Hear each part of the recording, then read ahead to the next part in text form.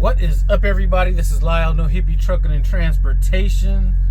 I'm coming at you from the Chevron in Chalet, Washington, I-5 exit 72, right across the highway from the Loves. Like this little spot out here. I don't get out this way too much, but I do like this place.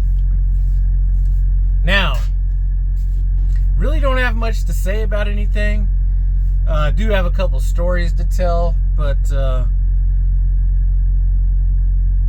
you know, right now I happen to be on a 4 pickup, 1 drop load from I had a pickup in Ontario, California, one in Orange Grove, California, one in Sacramento, and one in Chico, California.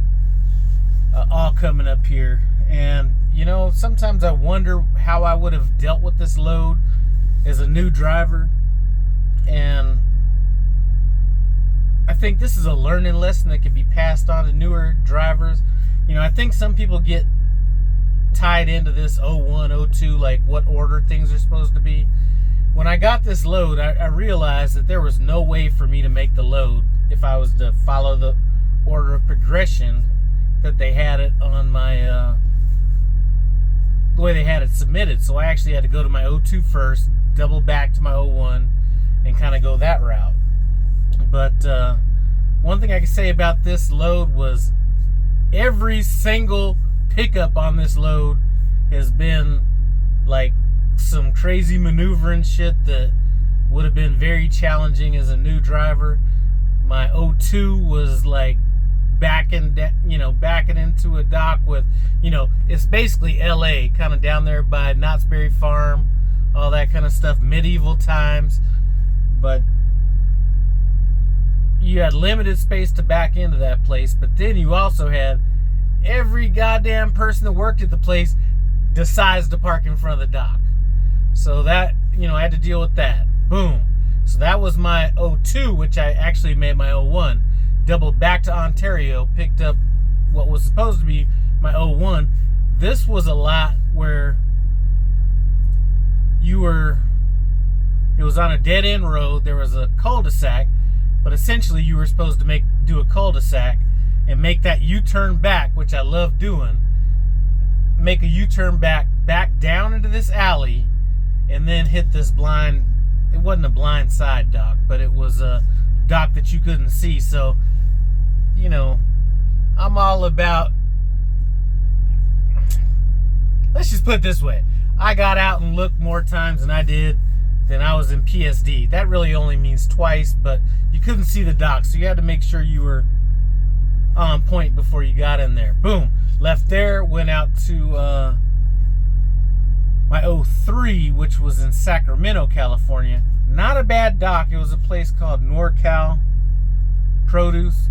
Not a bad dock, but just a ton of fucking traffic. But it was almost a free-for-all. It was like, essentially, you get there, get into a dock, and then, you know, take your stuff in. And so there was like no organization or anything. It was like whoever got to a dock, you know, they got unloaded. So luckily it wasn't too much traffic when I got there.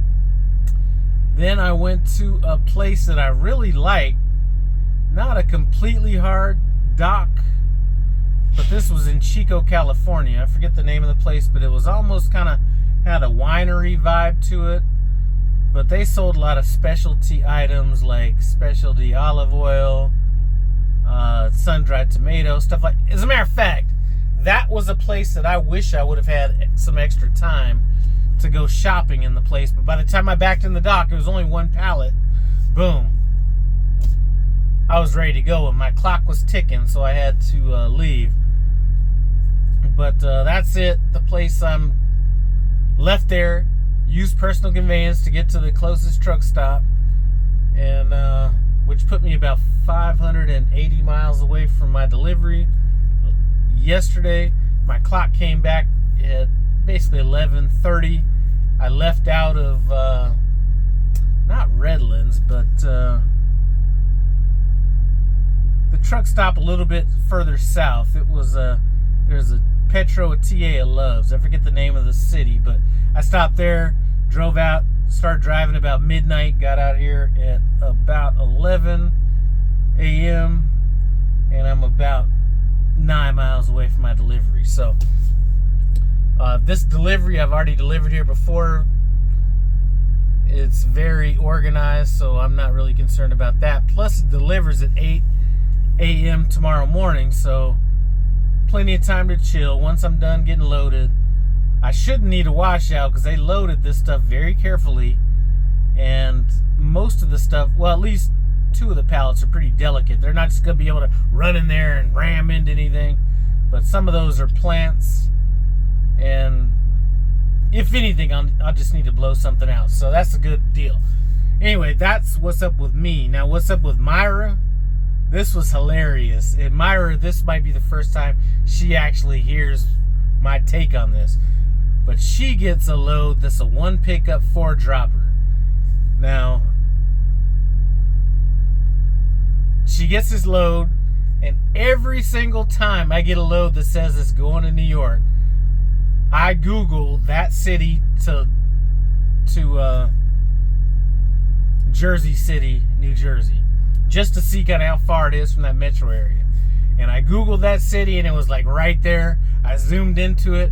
She had a load taking her basically into Queens and Brooklyn. She's like right down there. So I'm like, I don't want to say anything to her because I don't want to get it all hyped up or anything. But the day before she's supposed to deliver it, she sends me a message and she's like, "What the fuck is this shit? You know, this, do you see this load?" And anyway, I tell her, you know what? I've been down there, but I haven't delivered at that place. But it was early when I was too dumb to do this search. And I tell her, you know what? It wasn't that bad. It's easy in. Or it's hard to get in, but the docking situation isn't that bad. So I'm just trying not to have her freak out. So anyway, she gets that load done. And, you know, that's a trooper. One thing I'm starting to see is they'll put loads on people that can handle them. I don't think they're putting a lot of, you know, 4-stop, 5-stop loads on people that just aren't capable of doing it. And she knocked that out. So good deal on that. I think I'm behind a little bit on comments. I am going to get to that, but when I have a chance to relax, I'm just going to relax. But one thing that does make me feel good is when I have drivers that have been out here 20 plus years, you know, had a chance to talk to somebody that's been in the business that long, and when somebody like that tells you that, you know, it's not like I'm teaching anybody anything about trucking, but just a different mindset, things like that, that really does kind of make me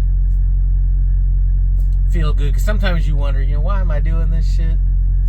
But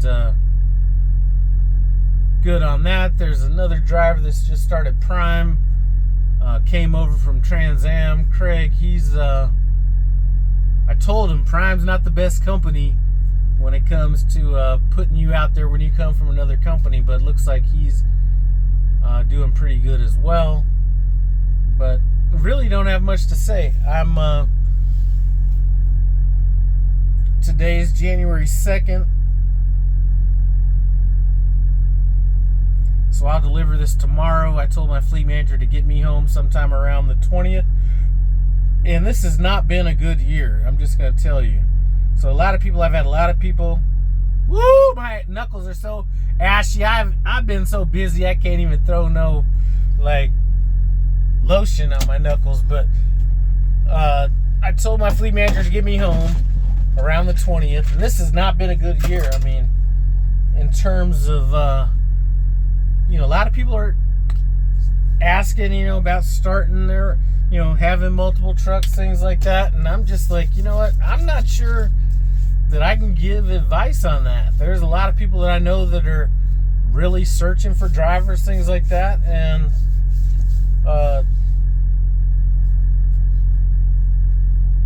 as far as the income is concerned, for this calendar year, I probably would have been better off just by myself.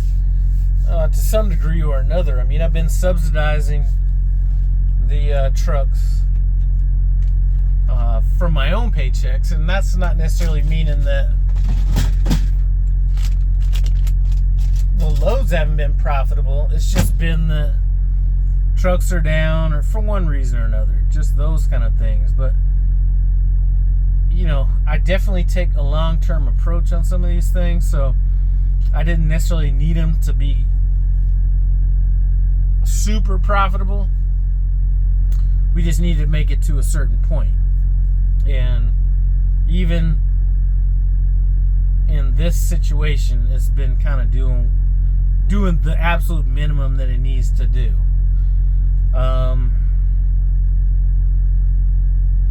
And I'm not going to get too far into this. If you're even thinking about this and you're saying, you know what, I want to get multiple trucks, you know, I'm just going to say these few things. And number one, finding a driver is going to be one of the biggest problems. Finding the right driver is going to be another problem. But then, even once you get past that, it's going to be, let's even say that you have the right driver. Everything's going perfect from that standpoint. You know, as soon as a truck goes down, you're compounding things so quickly. It's not just like your truck goes down and you could thug it out and do whatever you need to do. If that truck goes down, now you're looking at paying the truck payment. If there's a truck payment on it. Now you're talking about paying some downtime pay. Now you're talking about paying some hotel bills. All that kind of stuff. And that stuff stacks up so quick. So, you know, I think this is a cautionary tale to anybody that does not have any money set aside. Maybe you're thinking about going lease. Cautionary tale on that. You know, especially if you don't have the mindset of being a lease driver. There's the difference right there. And let me not even say a lease driver, because that doesn't matter. Because I know company drivers that will definitely get after it. So let me regroup on that. If you're not a runner, this is not the market for you right now. Even in the best markets, I don't think, I've never been one to be easing up on a load. I try to put my knee on the load's throat and choke the fuck out of it. I'm not trying to relax on the way there. I'm not trying to, you know, I ain't trying to vacation along the way, you know, that kind of stuff. And people are like, well, Lyle, you know what? I did a video where I said how to be successful at Prime, and somebody said, pick up on time, deliver on time, then you're successful. That's bullshit. That's the minimum. Picking up on time and delivering on time, that's expected. Now, picking up and delivering with the full clock, there's the difference between somebody that's like, I'm going to just drive 8.5 hours, or let me stop over here and bullshit around and then deliver with half a clock. Or there's a bunch of different instances that I could say on that. But it's more, just because you pick up on time and deliver on time, that makes you average. That's what you are. You are no better than average. It's the extra shit that's what separates the people that are complaining about how much money they're making, how many miles they're getting, you know, all that kind of stuff. That's the difference between those two. It's not whether you pick up on time and deliver on time. I still think back to when I had my young trainer. Lyle, we don't do no windows. Or I think back, you know, I'm not even this dedicated. I look at, you know, Myra that's driving one of my trucks. You know, I feel like I'm good enough to manage my clock to where if I get 30 minutes within a place, I'm going to get a 2-hour break, whatever. But, you know, if you're that type to thug it out and sit out there at a shipper receiver to pick up, deliver on a full clock, those are things that separate the average from the not so average. It's not picking up and delivering on time. That's the minimum. I think I'm going to have to title this video that. Picking up and delivering on time is expected. But that is it. Tomorrow's a Saturday. Probably not the best day for me delivering out here in Centralia, Washington, because without, as a matter of fact, I'm gonna send my fleet manager a message now to see if he can get me out of here, because if weekend comes in and I'm stuck out here in no man's land, who knows where I could be deadheading to. So I'm gonna at least throw it out there that maybe he should be looking for something for me. If not, hey, I'm fine chilling. So that is about it. Anything else? I think that's about all I got to say about that. I'm going to get back to these comments, start replying to those. Shit, I probably need to back up, because at night I could just see one of these drivers coming out of this place trying to take my shit off, pulling out of here. But anyway, as always, I appreciate you guys stopping by No Hippie Trucking and Transportation. As always, comment, subscribe. I'm out.